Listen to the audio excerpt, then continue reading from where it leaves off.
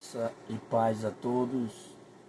Gostaria de trazer uma palavra ao coração dos irmãos que eu quero deixar como base de referência, que se encontra em Gênesis capítulo 37, versículo 5, que diz assim: Sonhou também José um sonho e contou a seus irmãos, por isso aborreciam ainda mais.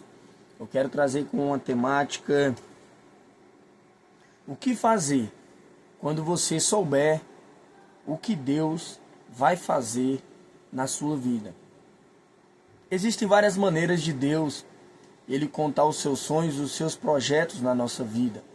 Ele pode colocar no nosso coração, Ele pode trazer sinais, nós podemos entender a vontade de Deus em sonhos, visões, revelações,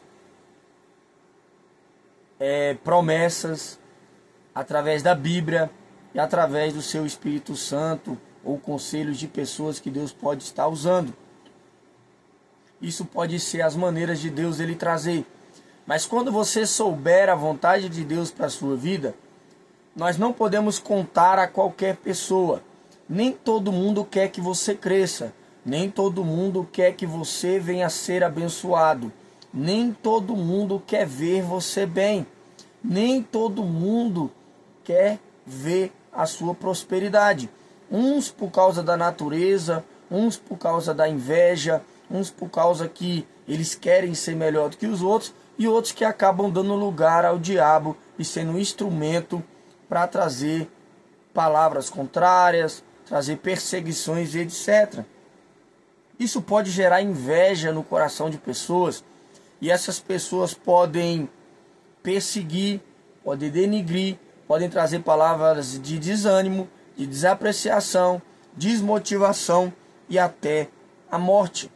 Podemos ver que Davi, quando ele estava ali, recebeu um projeto de Deus, e Deus ali através do profeta Samuel, agora vai revelar o projeto que ele tinha na vida de Davi. Davi diretamente nem sequer ainda tinha contado, mas o povo já estava sabendo, o povo ficou sabendo e ali caiu nos ouvidos do rei Saul.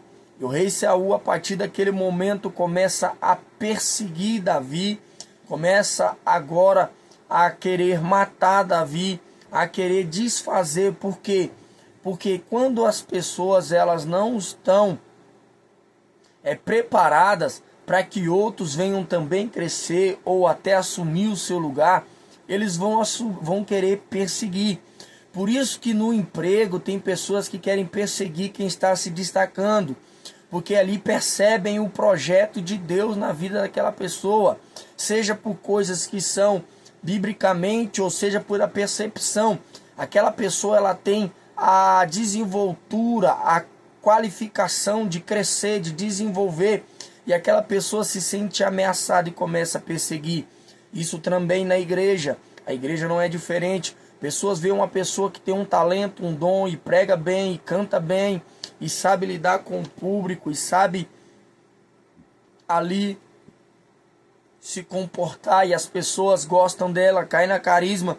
Tem pessoas que também vão perseguir, tem pessoas que vão agora querer ali até querer desfazer o projeto de Deus e até matar. Nós podemos ver José e os seus irmãos. Eram pessoas da família, eram pessoas a qual tinham que apoiar, tinham que ajudar, tinham que orientar, mas ali eles não ficaram satisfeitos. Até dentro de família é muito normal, irmãos, parentes, primos, tios, eles terem essa disputa de querer ser melhor do que os outros. Isso é normal, é a natureza humana. E ali os seus irmãos, quando ficaram sabendo, quiseram perseguir José. Quem dizer de Caim e Abel, que Deus ali traz uma palavra, o próprio Deus trouxe uma palavra que estava se agradando dos projetos e daquilo que ele estava fazendo, e ali ele foi perseguido, e ali o seu irmão foi tentar e foi trazer ali sobre ele grandes prejuízos, inclusive a morte. O segundo ponto que nós não podemos fazer,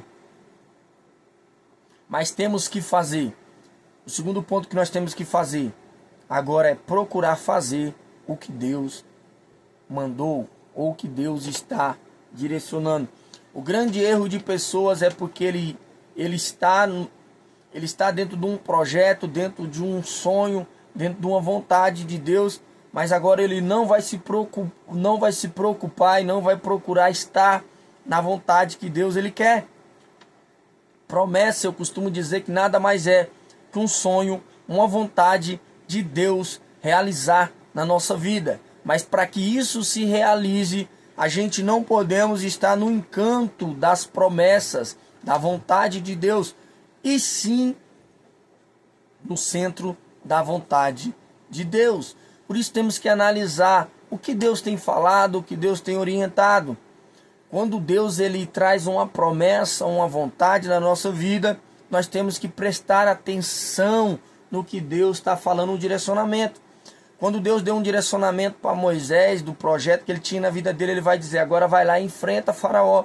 Eu tenho um cargo de honra para você, Moisés, juiz e legislador. Só que eu quero que você vá lá enfrentar Faraó. Eu quero que você vá lá representar a minha pessoa. Abraão, quando Deus agora vai falar, Abraão, eu tenho para você grandes bênçãos, riquezas e tantas outras coisas. Mas ele fala, agora sai da sua terra, da sua parentela, da casa do seu pai, vai aonde eu te mostrarei, rumo ao desconhecido. Noé, quando Deus queria salvar a sua família e ele, e fazer dele um exemplo, porque ele era um homem já íntegro, reto, tantas coisas que Noé era, mas ele vai falar, agora construa uma arca. Os discípulos, que Deus ele queria fazer ele grandes homens de Deus, de missionários, apóstolos, Deus ele falou para ele, agora vocês têm que renunciar, agora vocês têm que seguir a mim, para que eu venha fazer vocês pescadores de homem. Quando Deus queria curar Naamã, trazer uma vida nova para Naamã, o direcionamento através do profeta, os seus líderes, que Deus deixou os representantes dele na terra, foi o quê? Mergulha no rio 7 vezes. Mas a maioria das vezes os direcionamentos, quando vem dos nossos líderes, das pessoas a qual Deus está trazendo para trazer orientação, a nosso comportamento muitas das vezes é, Deus está falando, ó, mergulha nesse rio, nós queremos mergulhar em outro rio. Deus está falando, vai para a direita, nós queremos ir para a esquerda. Queremos questionar a maneira que nós fomos tratados, a maneira que nós viemos falar. Mas se não tiver uma pessoa, como tinha ali os seus servos que disse, ei, se ele não pedisse uma coisa muito mais difícil, você não faria?